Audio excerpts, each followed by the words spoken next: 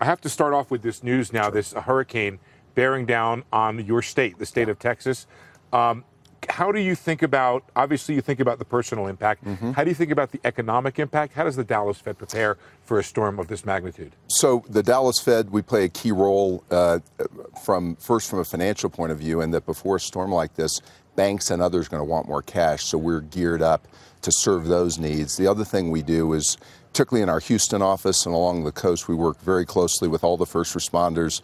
Our concern here is not the initial storm as much as the flooding that's likely to occur. So we're prepared that there's going to be a real risk of flooding for several days. It could disrupt refinery infrastructure and other infrastructure. So our job is to work with other government entities to make sure we help with the response.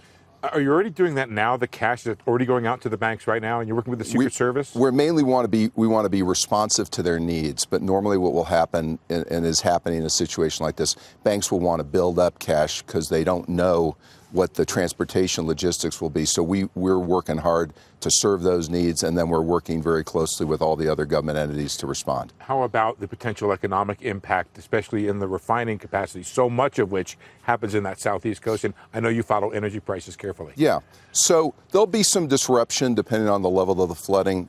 It's not unprecedented, although this sounds like a very severe storm. I'm confident that we've got the ability to recover, but we'll be prepared to experience some disruption over the next number of days, and I'm confident we'll work through it, and we'll work with our partners to help respond to this. From one storm to another that's looming in Washington, the possibility of a government shutdown next month. How does that affect or alter your plans for what the Fed should do with interest rates and with the balance sheet? So the most pressing issue is I've been vocal saying I think we should begin the process of letting the balance sheet run off very soon, i.e. as soon as the September meeting announced that.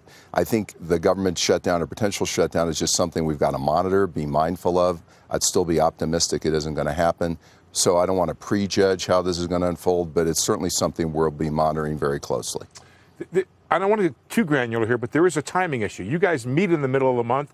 The shutdown could happen later. Should that be something that would keep you from announcing a plan to reduce the balance sheet? I don't want to prejudge how the timing's going to unfold, because it could be any number of scenarios. I think the key is we got to monitor it closely, and it'll be a factor that factors into our thinking. That's in the context, I believe very strongly, that we should begin the roll-off of our balance sheet as soon as possible.